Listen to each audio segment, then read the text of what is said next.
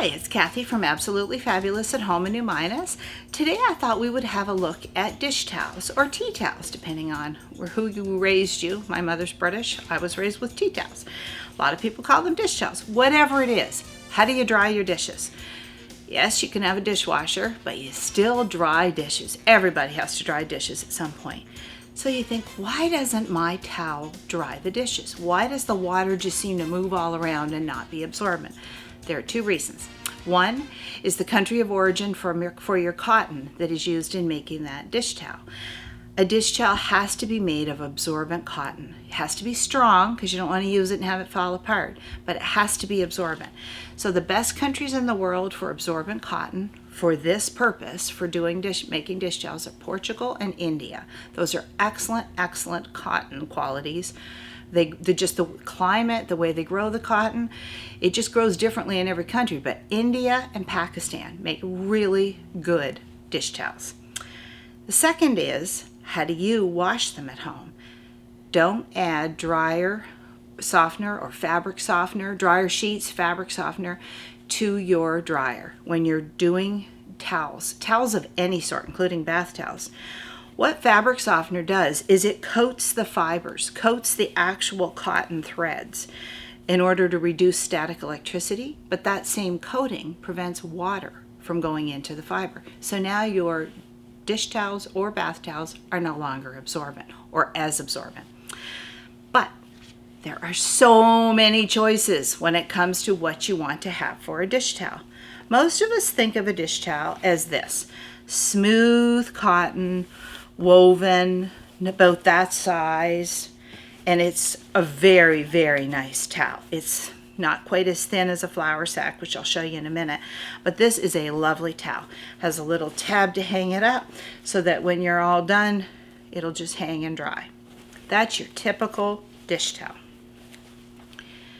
Then there's linen. This is a linen. So linen is an odd fabric. Linen takes a lot of time. It's kind of slippery when you actually feel it, and it feels a little bit coarse. You can see it has a looser weave. Linen has to be washed probably 5 or 6 times before it loosens up enough to become absorbent. But once it does, it's a towel that will last you years. It is one of the strongest fibers used in making any kind of dish towel. Maybe you like a big towel. Maybe you've got a lot of pots and pans to dry. So here's your average towel. Here's your jumbo towel. Yep. It's big. And it is meant for you to be able to hold a pan in one hand and dry it with the other one. It's a big towel. It also doubles as a really sweet little small tablecloth or a lobster bib. Kind of nice to have multifunctional towels.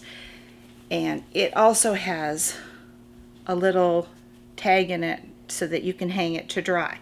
So those are your jumbo towels. Again, very similar in feel, smooth, cool, woven cotton. Or smooth, cool. I'm used to sheets, not towels. Then we have your ripple towel. So these are, now I like these as a hand towel. My daughters like these as drying towels for dishes. But it makes an excellent one either way you're going to use it. It has little ridges of little loops of cotton with smooth woven in between. So what happens is, as you are drying a dish with this, the little ridges are capturing the water, transferring it down to the woven part and capturing more. So incredibly absorbent towels. Some people really like a basket weave. This is a smaller towel, nice for doing things like cups and saucers or small plates and things like that. I mean, all your regular dishes. But it's the texture of it. So when you look at this, you can actually see it looks like a basket weave. Again, that weave captures a lot of water as you're moving it across a plate or something that's wet. This year, Danica came up with something even bigger. This is an oversized version of that basket weave, and it's a waffle towel. So you can see the waffle squares. They work exactly the same way. The raised edge captures water transfers it back to sort of the hollow in each waffle, and then this edge continues to capture water until the towels are fully saturated. So that's a 3-pack of really sturdy towels. The towels we probably sell the most are the flour sack, and this comes back almost to the dirty 30s, I'm going to say, back when fabric was expensive and flour used to come in tightly woven thin cotton. So when you look at one of these, they don't look like much. You can almost see through it. It's got a very loose or very tight weave, but it's very thin. It traps a lot of water. It is one of the most absorbent of all of the different dish towels that we sell.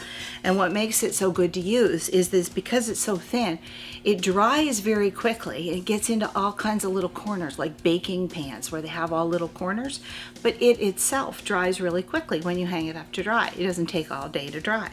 It comes in plain white, and then comes in a bunch of different assorted colors. They're always sold in 3-packs, and they have different color ranges.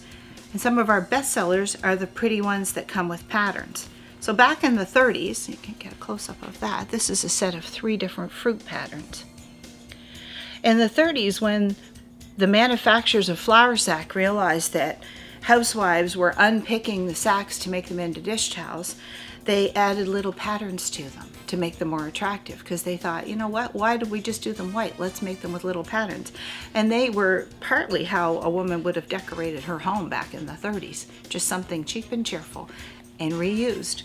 So however you dry your dishes, we have the towel for you.